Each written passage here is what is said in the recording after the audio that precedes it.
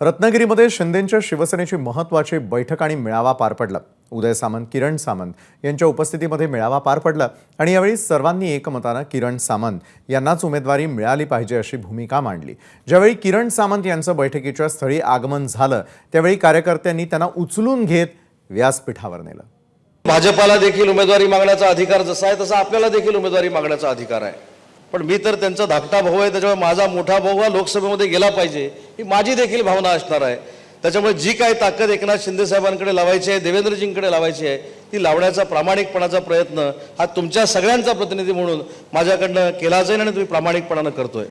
मुख्यमंत्री साहेबांकडे मागणी तर करणारच आहे, पण उद्याला मी हे पण सांगेन की मुख्यमंत्री साहेबांकडे मागताना